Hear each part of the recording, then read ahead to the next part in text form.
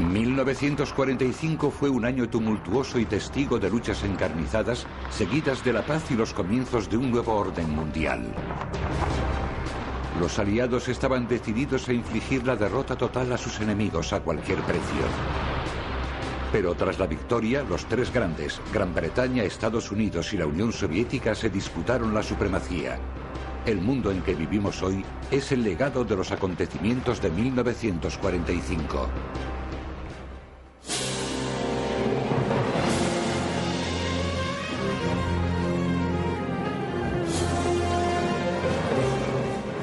...1945, el año que cambió el mundo. A medida que 1945 se acercaba a su fin, el mundo estaba a punto de cambiar su configuración para siempre. Millones de personas fueron obligadas a cambiar de hogar y de país. Las fronteras fueron redibujadas y se instalaron los nuevos gobiernos de ocupación. En noviembre, los juicios de Nuremberg trataban de hacer justicia sobre los líderes nazis. Los Estados Unidos y la Unión Soviética estaban en la antesala de la Guerra Fría. Las fuerzas que iban a configurar la política internacional durante los 50 años siguientes se forjaron en 1945. Capítulo 5. El futuro toma forma. En otoño de 1945, la Segunda Guerra Mundial había terminado. Alemania y Japón habían sido vencidos, pero a un coste inimaginable. Habían muerto 55 millones de personas en todo el mundo. El uso de la bomba atómica contra Japón cambió la naturaleza de la guerra misma. Los países vencidos estaban bajo el control militar y político de los vencedores, sin la menor idea de cuándo acabaría. Alemania fue dividida en zonas controladas por los Estados Unidos, la Unión Soviética, Gran Bretaña y Francia. En agosto, Japón fue ocupado exclusivamente por los Estados Unidos.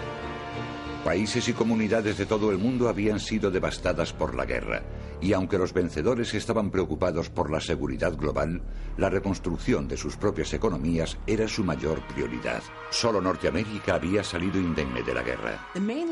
Los Estados Unidos no habían sido invadidos, no habían sido atacados, no había pasado nada. Por eso estaban en una situación industrial inimaginable, en el sentido de que ellos crecían mientras el resto estaban hundidos.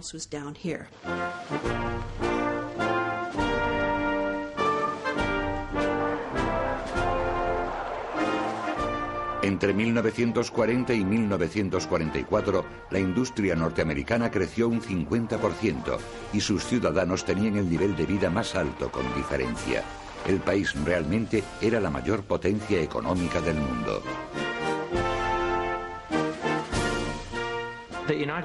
Los Estados Unidos habían tenido una buena guerra que había devuelto la prosperidad a los americanos, que había devuelto a los ciudadanos la fe en el capitalismo y en la abundancia, que el sueño americano todavía estaba vivo y que las esperanzas de futuro nunca habían sido tan brillantes. Lo que sucedía durante la guerra era que la gente ganaba sueldos más altos que los que había ganado nunca. El empleo era total. Incluso la gente que servía en el ejército ganaba salarios a un nivel que nunca hubieran podido imaginar antes de la guerra. Y lo que hicieron con todo ese dinero fue ahorrarlo. Esto provocó un boom de gasto consumista a finales de 1945 y durante 1946. Los norteamericanos salían a comprar coches, radios y casas nuevas. También hubo una gran movilidad geográfica dentro de los Estados Unidos durante la guerra, una migración sin precedentes de afroamericanos desde el sur hacia las grandes ciudades industriales del norte, que era donde estaba el trabajo durante la guerra. Y eso, por supuesto, causaría un gran impacto en la sociedad americana de posguerra. Los americanos negros del sur todavía vivían en una sociedad racista. Muchos soldados negros retornados que habían luchado contra el racismo y el fascismo fuera de casa se tenían que enfrentar a él cuando volvieron.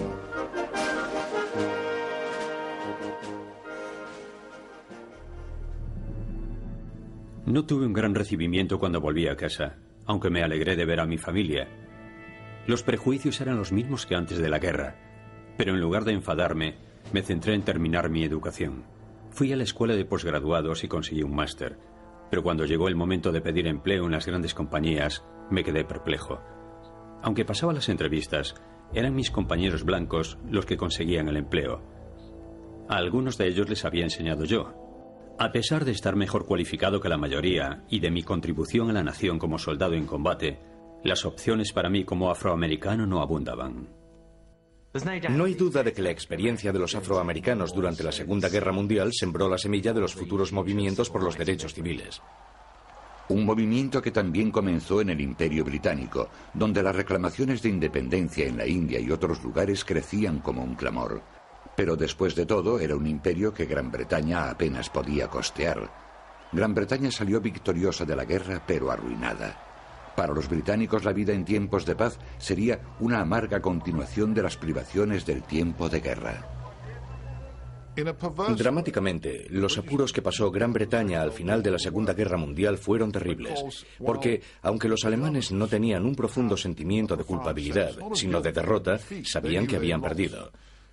Los británicos, aunque habían ganado y todo el mundo se había imaginado una gran exaltación por la victoria, al final se encontraron entre los escombros de los bombardeos y la pobreza de la nación que estaba en bancarrota, y fue una terrible desilusión para todos. De alguna manera, los últimos en incorporarse a la guerra, los rusos y los norteamericanos, que no se habían unido por una cuestión de principios, sino simplemente porque habían sido atacados, se convirtieron en líderes.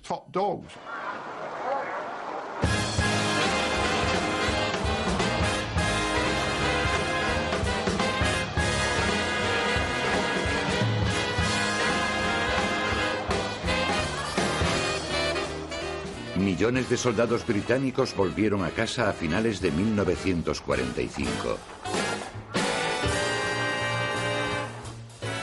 Volvieron con grandes expectativas, la mayoría de las cuales fueron efímeras. Para un soldado que regresaba a casa con su familia, la reunión familiar evidentemente era una alegría, pero hasta cierto punto era un extraño para sus hijos. Su mujer había tenido que arreglárselas para ser independiente durante la guerra, lo que en cierto sentido excluía al marido. Un hombre que había vivido en un ambiente íntegramente masculino y donde su vida estaba muy estructurada. De pronto tenía que volver a casa, reajustar su vida, encontrar un trabajo. Ya sabemos, la movilización en un país arruinado y devastado.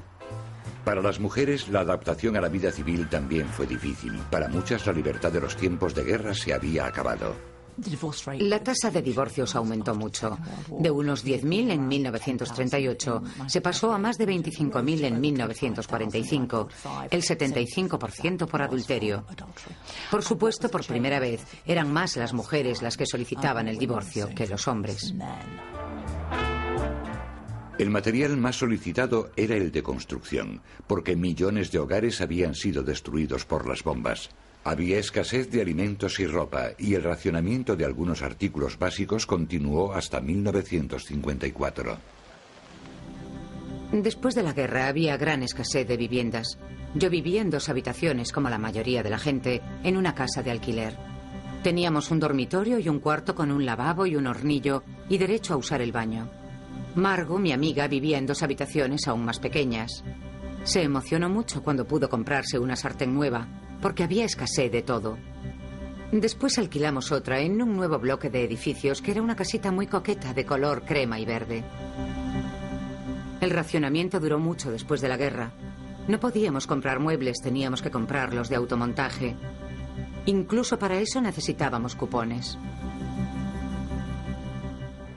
En julio, la esperanza de un mundo mejor había llevado al gobierno laborista al poder bajo el liderazgo de Clement Attlee. La dura realidad de Gran Bretaña al final de la guerra era que, aunque había grandes esperanzas con el gobierno de Attlee, grandes esperanzas de una sociedad mejor, grandes esperanzas de acabar con la pobreza, Attlee se enfrentaba a una nación al borde de la bancarrota, terriblemente endeudada con los norteamericanos. Y los problemas económicos para crear una nueva sociedad eran enormes. Sin dejarse intimidar, el 12 de octubre el nuevo ministro de Hacienda, Hugh Dalton, pronunció su primer discurso. Enumeró los planes laboristas para el futuro y allanó el camino para nacionalizar la industria y crear una seguridad social nacional. This is the program on which we were elected. This is the program we intend to carry out. And my job as Labour Chancellor of the Exchequer is to find the money to do all these things properly. Una enorme cantidad de gente le decía al gobierno de Attlee: bueno, sí, es estupendo tener una sociedad más justa y seguridad social y una buena educación y salud, pero no ahora porque estamos en bancarrota. Y Attlee, por supuesto, sabía que esta era una oportunidad política. Esta era la única oportunidad, tenía que ser entonces o nunca. Los soviéticos habían pagado un alto precio por ganar la guerra. Murieron 1 de cada 10 soldados. Miles de pueblos y ciudades quedaron arrasados. Multitud de aldeas fueron destrozadas y las granjas prácticamente desaparecieron. La Unión Soviética tuvo un desproporcionado número de bajas. Murieron aproximadamente unos 27 millones de hombres. Por eso una gran carga recayó sobre las mujeres. Y si nos fijamos en las estadísticas de la población después de la Segunda Guerra Mundial, el desequilibrio entre la población femenina y la masculina era extraordinario. La Unión Soviética no tenía recursos para afrontar la reconstrucción, porque toda la parte occidental de Rusia había sido totalmente destruida y los esfuerzos que hicieron para ganar la guerra fueron enormes. El saqueo y el mercado negro eran habituales y el orden social estaba colapsado. Stalin optó rápidamente por restaurar los viejos métodos de control en la Unión Soviética. No iba a reconstruir el país haciendo concesiones a la opinión pública. Sabía que si lo hacía, sería visto como un debilitamiento del antiguo sistema. Y él consideraba su propio poder y el de sus partidarios como esenciales para el mantenimiento de la Unión Soviética como un poder global. La lucha por el poder global entre Stalin y otros líderes mundiales era causar un profundo impacto sobre los millones de personas cuyas vidas la guerra ya había cambiado para siempre. Los vencedores querían la paz, pero en sus propios términos. El precio para la población europea era la limpieza étnica a gran escala.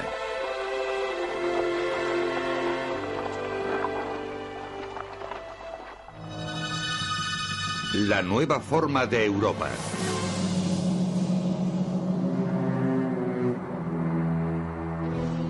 El otoño de 1945 vio nacer una nueva era posbélica. Norteamérica tenía la economía más poderosa del mundo. La Unión Soviética tenía poder global, pero al igual que Gran Bretaña, estaba paralizada por la guerra. El proceso de reconstrucción iba a ser largo y doloroso. Después de 6 años de guerra, los victoriosos aliados estaban ansiosos por fundar las bases de una paz mundial estable.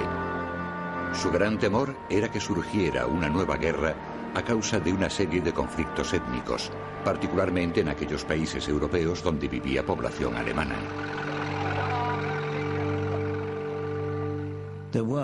Había varios millones de etnias alemanas, gente que hablaba alemán y que vivían a lo largo del este de Europa, y que en muchos casos vivían allí desde hacía varias décadas. Y la existencia de esta especie de entramado de minorías germanas, sembrado por el este de Europa, en los Balcanes, en Rusia, al sur de Bulgaria, era lo que los aliados de Occidente y la Unión Soviética consideraban que había sido el detonante de la Segunda Guerra Mundial y la causa principal de las atrocidades de la guerra. Es importante recordar que el plan nazi para el este oriental y el este central de Europa era la reordenación étnica total, en la cual los judíos que vivían allí serían exterminados. Los casi 30 millones de habitantes eslavos morirían de inanición o trabajarían hasta su muerte. Y las etnias germanas que vivían allí, o en la misma Alemania, serían trasladadas y se harían cargo de las grandes granjas que trabajarían los esclavos de la población local. Sin ese tipo de precedentes, sería muy difícil entender el rencor y la acritud que los checos, eslovacos, polacos y otros sentían hacia las etnias germanas. La política de transferencia étnica, que ahora llamamos limpieza étnica, quedó bien establecida antes del fin de la guerra. A medida que el ejército rojo de Stalin avanzaba hacia el oeste, eran eliminadas las minorías para evitar conflictos y oposiciones. A finales de julio de 1945, en la conferencia de Potsdam, esta política consiguió el sello oficial de aprobación. Churchill, Stalin y Truman respaldaron la deportación masiva de etnias germanas a lo largo de toda Europa, incluidos los que vivían en Polonia, Checoslovaquia y Hungría. Potsdam trazó un nuevo mapa que redibujaba las fronteras de muchos de los países de Europa Oriental. El gran cambio fue mover Polonia hacia Occidente. El país sufrió un movimiento que cogía una parte de Alemania, pero que también dejaba una parte de su propio territorio a la Unión Soviética. Varios movimientos territoriales tuvieron lugar. Y al igual que estos movimientos, se realizaba la limpieza étnica. Antes de la guerra, un tercio de la población de Polonia estaba formado por ucranianos, judíos y otros. En 1948, el 95% de sus habitantes eran polacos católicos. Mientras la Unión Soviética vigilaba el intercambio de población en Ucrania y Polonia, Gran Bretaña y Norteamérica organizaban la transferencia de minorías étnicas en Occidente. Después de la guerra, unos 12 millones de personas viajaban de una parte de Europa, a menudo sus hogares durante generaciones, hacia otra parte, porque compartían la etnia. Quizás no la historia, no la tradición, quizás no habían vivido ahí durante generaciones, pero fueron obligados a marcharse.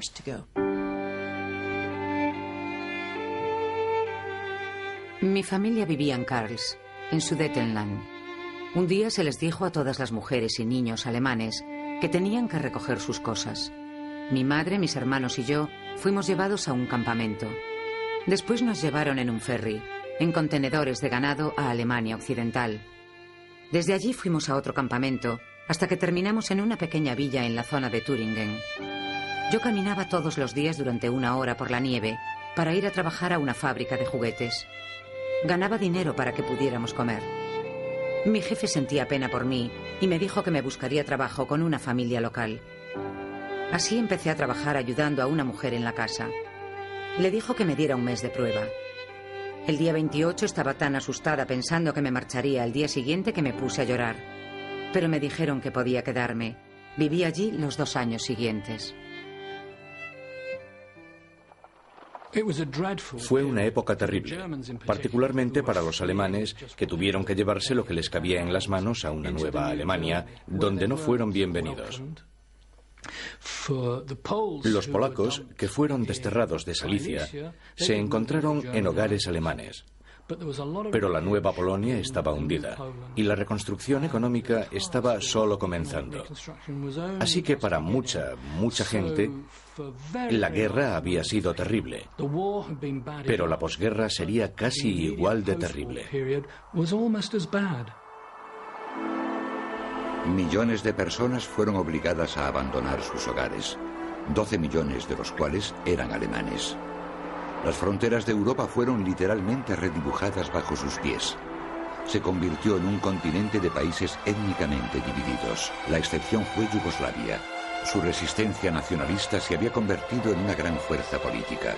Al final de la guerra habían capturado suficientes estados para crear el nuevo país de Yugoslavia bajo el liderazgo del general Tito.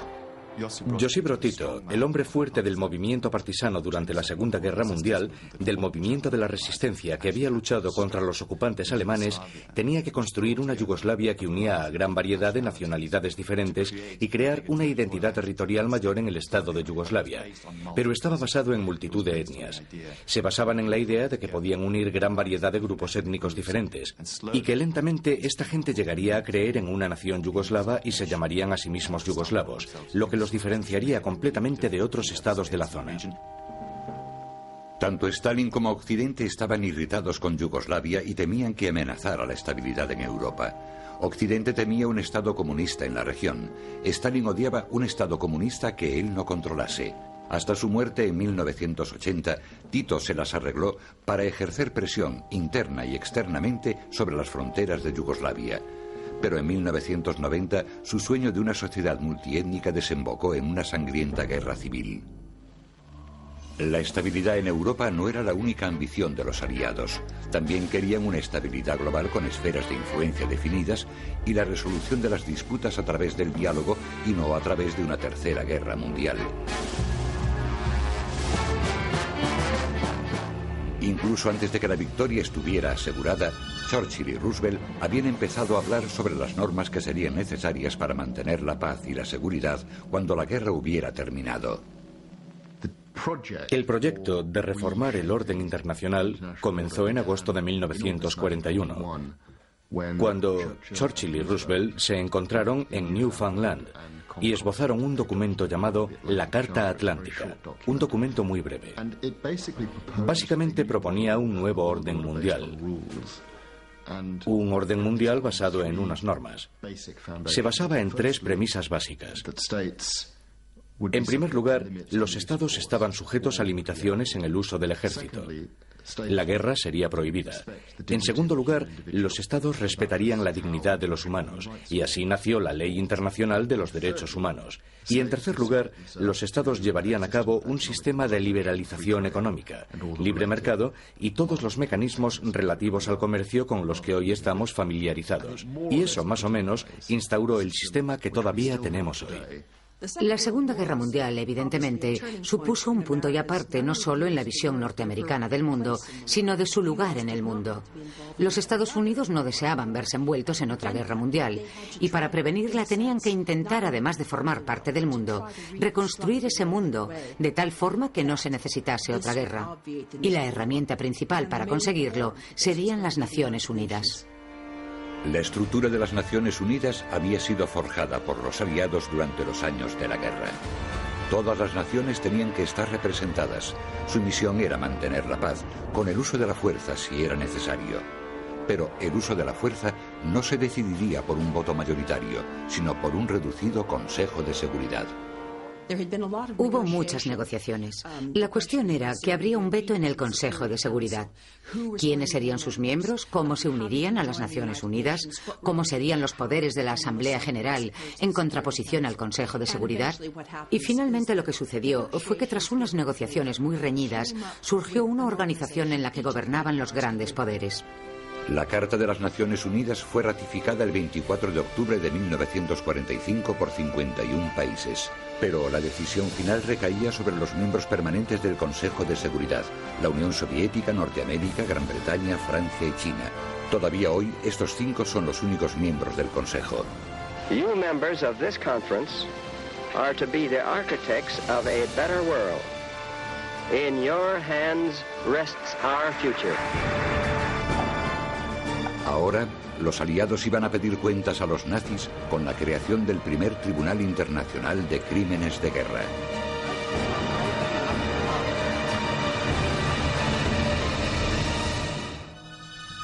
Nuremberg. En noviembre de 1945 había sido creado un Consejo para el Mantenimiento de la Paz Mundial. Europa había sido rediseñada en pequeños estados étnicos, pero el futuro de Alemania en el nuevo orden mundial aún tenía que ser acordado. Ninguno de los aliados quería un resurgimiento de la agresiva Alemania en el corazón de Europa. Los alemanes todavía vivían en una situación miserable en que todavía había que limpiar los restos de los bombardeos. Los esfuerzos por limpiar los daños de estos bombardeos, bajo la supervisión de los aliados, comenzó casi inmediatamente y fue llevado a cabo especialmente por mujeres, llamadas las mujeres de los escombros, porque limpiaban los escombros. Vivían en unas condiciones en las que el dinero había perdido su valor y donde el mercado negro, que ya había empezado con los nazis en los últimos años de la guerra, alcanzó proporciones de epidemia. Gobernar Alemania era un gran problema, porque no había quedado nada. Y lo que no querían era recrear lo que ya habían visto antes. La tarea era reconstruir Alemania, pero castigar a los nazis. Para eliminar el nazismo en Alemania, los aliados tenían que identificar a quienes habían participado en el régimen nazi y a los que solo eran compañeros de viaje.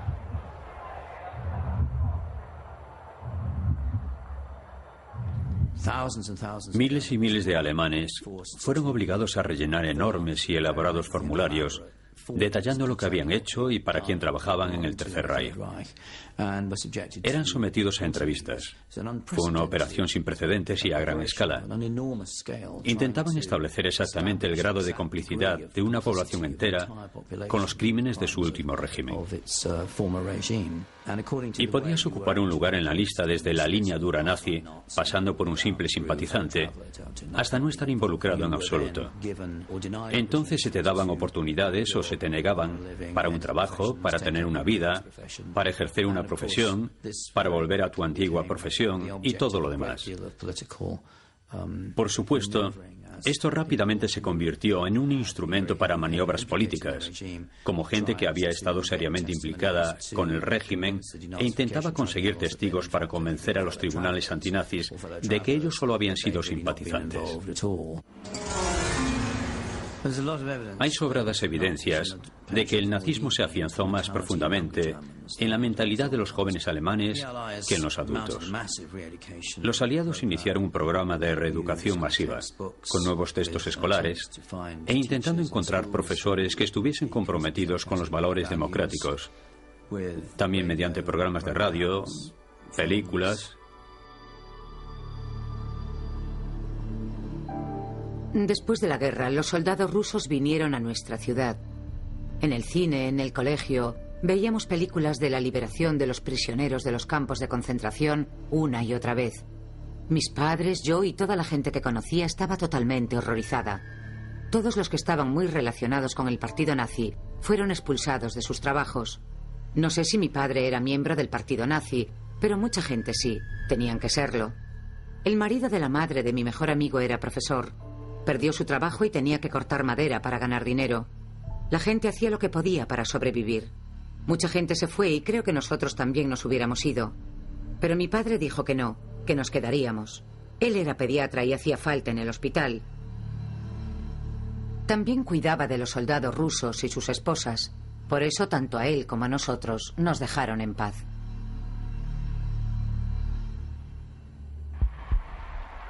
A los dirigentes del régimen nazi les esperaba una suerte muy diferente.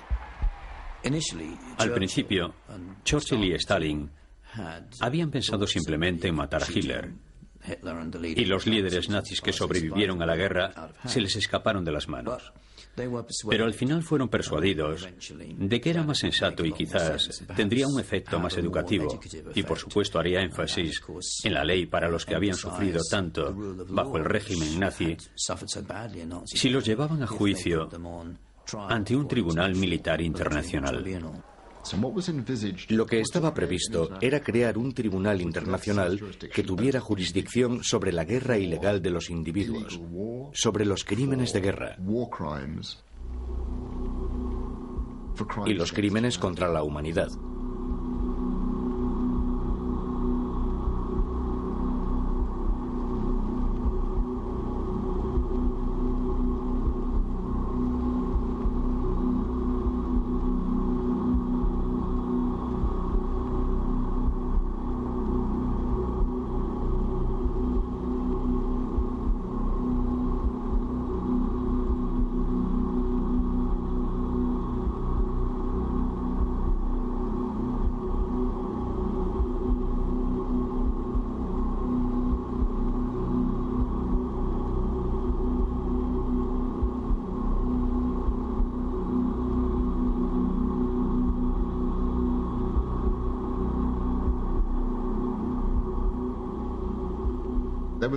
Pero también había un proyecto extranjero para eliminar el nazismo de Alemania, mostrándole a la población que lo que había pasado no era admisible, y mostrándoles que cuando cambiaban el comportamiento establecido como normal, serían castigados.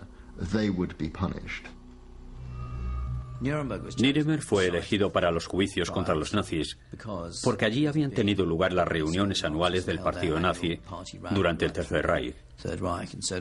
Por eso llegó a tener una importancia simbólica como el centro del nacionalsocialismo. Antes de 1945 no había normas o leyes internacionales que prohibieran las violaciones de los derechos humanos fundamentales o que evitasen el uso de la fuerza de un Estado contra otro, o para manejar el comercio global, o las posiciones extranjeras o las finanzas. La situación general era que bajo la ley internacional un país era libre de hacer lo que quisiera, siempre y cuando dicha ley internacional no prohibiera hacerlo expresamente. Así que no había normas claras sobre lo que un Estado era libre de hacer. No había normas sobre el genocidio ni tampoco sobre el exterminio de grandes masas de población.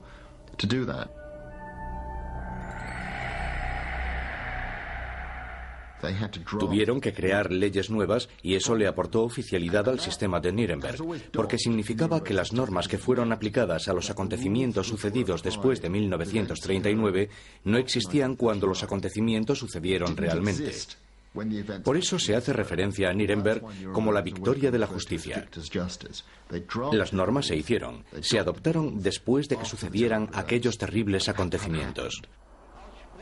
A pesar de todas las dificultades e incertidumbres sobre cómo juzgar a los nazis, los juicios comenzaron el 20 de noviembre de 1945. Pero, aunque insatisfactorios e imperfectos, los juicios de Nuremberg fueron un intento de imponer un código de justicia sobre un régimen que había sembrado un dolor inenarrable en el mundo. 24 líderes nazis fueron juzgados en el primer juicio de Nuremberg. 11 fueron sentenciados a muerte y el resto enviados a prisión. A los juicios se les dio mucha publicidad. Fueron filmados y mostrados en los noticiarios. Eran vistos como una forma de mostrar a los alemanes la naturaleza criminal del régimen en el que habían vivido desde 1933. Pero esto tenía un efecto limitado, creo yo. No se puede cambiar a la gente de la noche a la mañana. Y aunque se hicieron grandes esfuerzos y se lo tomaron muy en serio, había un sentimiento creciente entre los alemanes de que ellos también habían sido víctimas de la guerra. Muchos alemanes vieron los juicios por los crímenes de guerra como una venganza. Hubo otros muchos juicios más pequeños contra los colaboradores nazis. Hubo un juicio contra los médicos que habían participado en los experimentos en los campos. Otro contra abogados que estaban involucrados en la corrupción de la justicia y conseguían sentencias de muerte por ofensas triviales y cosas así. Otro contra grandes empresarios. Otro contra los oficiales de las SS por asesinatos en masa y exterminación de judíos. Más de 1.700 personas fueron juzgadas entre 1946 y 1949. Cientos de nazis fueron llevados a prisión o ejecutados por crímenes de guerra, pero muchos otros nazis escaparon de la justicia. Podemos decir, 60 años después, lo terrible que fue que muchos hombres malvados escaparan a España, Sudamérica y otros países. Pero muchos soldados occidentales ya habían tenido suficiente. No querían recompensas. Ellos solo deseaban la paz. Al final, todos los dirigentes nazis fueron apresados. Y muchos de los arquitectos de los campos de concentración, una vez localizados, fueron a juicio. Y la justicia sumarísima fue aplicada por los rusos en particular. Sin embargo, muchos de los criminales consiguieron escapar entre la agrietada Europa y nunca volvieron a aparecer por Occidente. En Japón, los aliados también aplicaron justicia. Los juicios comenzaron en Tokio en mayo de 1946 bajo supervisión norteamericana. Cientos de oficiales japoneses fueron juzgados por crímenes de guerra, genocidio y crímenes contra prisioneros de guerra. Pero muchos más escaparon de la justicia cuando la Guerra Fría comenzó a ensombrecer las relaciones internacionales americanas. Las raíces de esta Guerra Fría, que duraría casi medio siglo, ya se apreciaban en los últimos meses del 45. Un mundo polarizado. En diciembre de 1945, la forma del resto del siglo XX ya había sido esbozada. Gran Bretaña ya no sería un jugador mundial. Norteamérica era una superpotencia económica decidida a imponer el capitalismo en el mundo. Y la Unión Soviética, económicamente débil, era ideológicamente fuerte y decidida a defender el comunismo.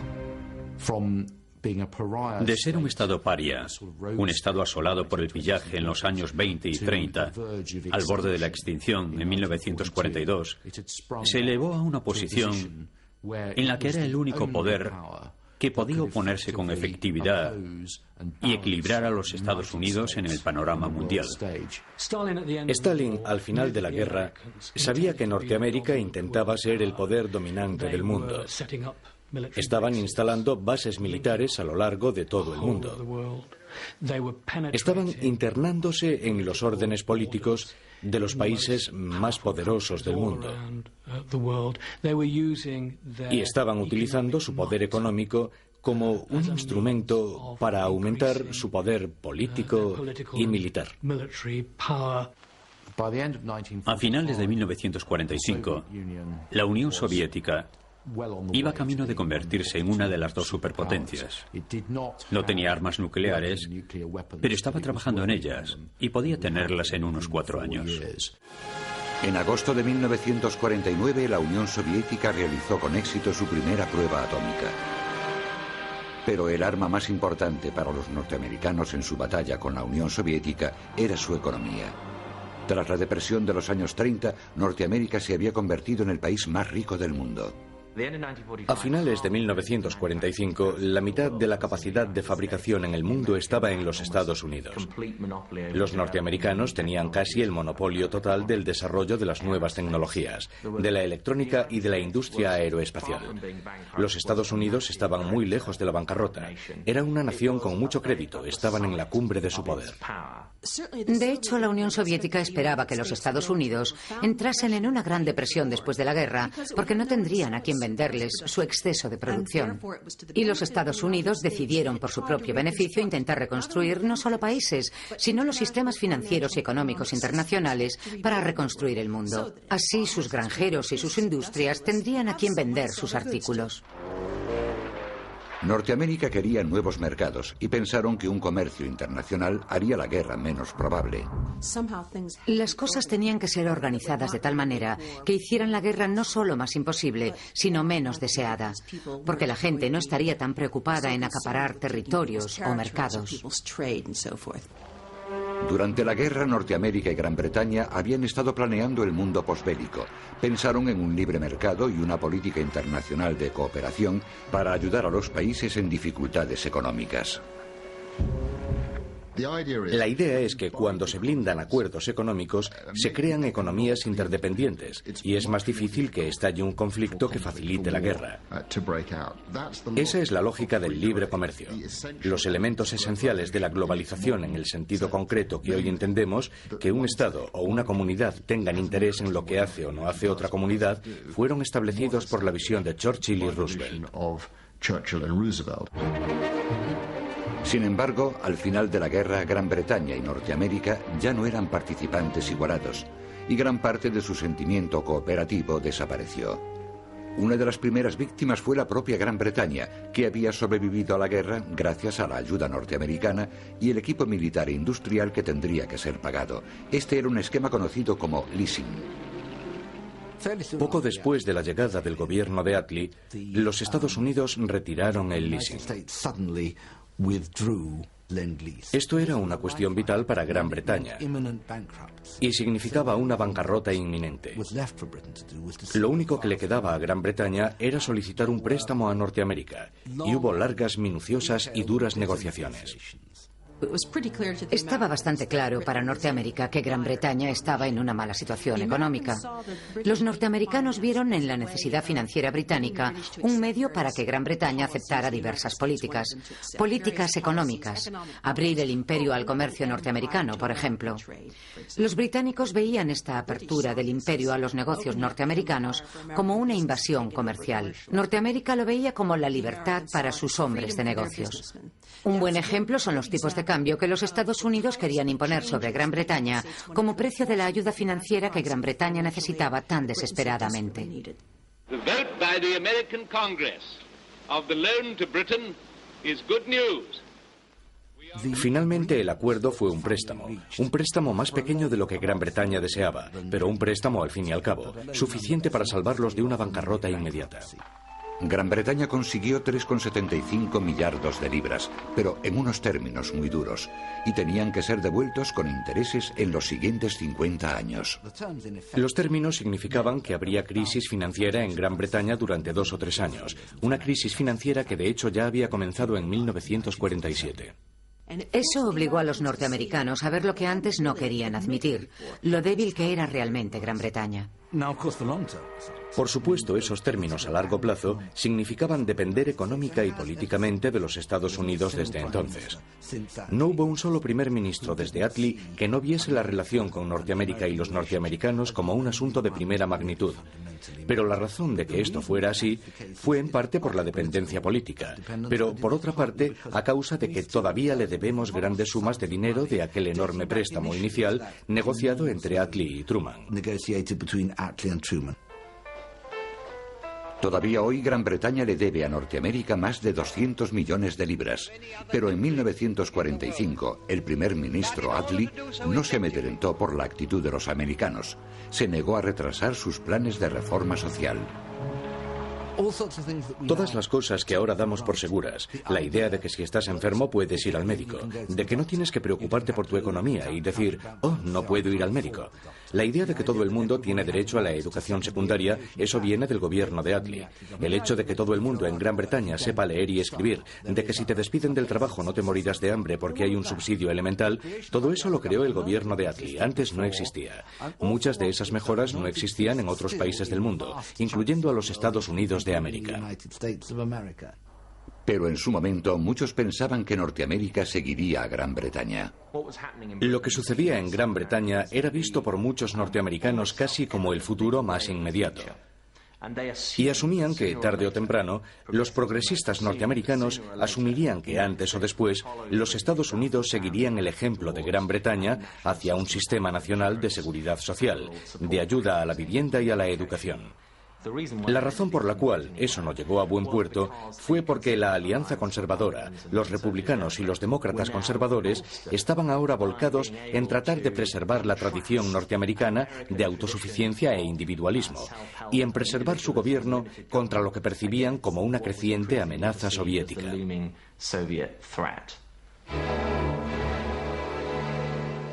A medida que la actitud norteamericana se endurecía, su gobierno afianzó un férreo control sobre el Fondo Monetario Internacional y el Banco Mundial, ambos fundados durante los últimos días del 45. La cooperación y la ayuda de los años de guerra y la esperanza de que estos continuaran en tiempos de paz pronto se olvidaron, y Europa se enfrentaría a unos años de extrema dureza. No fue hasta después del 45 cuando Norteamérica, con el Plan Marshall, ayudó a la reconstrucción de Europa. Los Estados Unidos con el Plan Marshall forzaron a los países y ayudaron a los países a librarse de las tasas fronterizas y crearon un enorme mercado. Esto permitiría la reconstrucción de Europa para que volviera a ser un continente otra vez, contra la Unión Soviética, entre otros. Y un gran mercado también para todo el exceso de producción norteamericana de grano y productos cárnicos enlatados, coches y acero. Un lugar, un mercado donde vender todos estos productos. Así que fue una situación beneficiosa para los Estados Unidos y sin duda también para Europa. Alemania Occidental, con la ayuda del Plan Marshall, también comenzó a recuperarse y a finales de los 50 comenzó a despegar.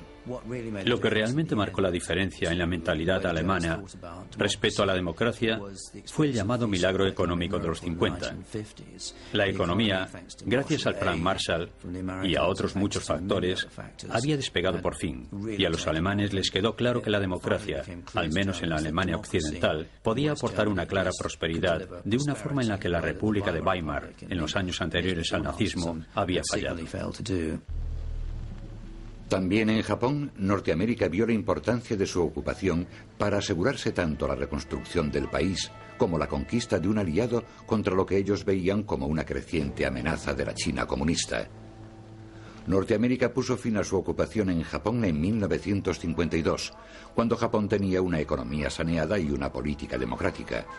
A finales del 45, el mundo estaba dividido en dos bloques ideológicos. La Unión Soviética había impuesto el comunismo en todos los países que había liberado de Alemania al final de la guerra. Mientras Norteamérica había extendido su influencia política en Occidente, estas visiones opuestas dominarían la política mundial durante casi 50 años. A finales de 1945 el mundo se había transformado. Teníamos unos Estados Unidos con un poder inimaginable, fuerte, saneado e influyente. Teníamos una Gran Bretaña consciente de su debilidad, pero también consciente, incluso más, de lo dependiente que era de los Estados Unidos. Lo cual era una de las principales razones por las que, de alguna manera, apoyaban los deseos de los Estados Unidos todo lo que podían. Pero también estaba la Unión Soviética, que de alguna forma había vuelto a su posición prebélica de ser vista como un enemigo. Así que existía una situación en la que tres aliados, por varias razones, tenían que trabajar juntos, pero mantenían un gran desacuerdo. Esto creó una gran tensión mundial de peligro durante la posguerra y, de hecho, precipitó muchas consecuencias inesperadas. Cuando 1945 se acercaba a su fin, millones de europeos tenían la esperanza de que sus hijos y nietos no vieran lo que ellos habían visto durante los últimos 6 años. Y aunque ha habido guerras, terror y genocidio, desde entonces millones de personas vivieron en relativa paz y prosperidad.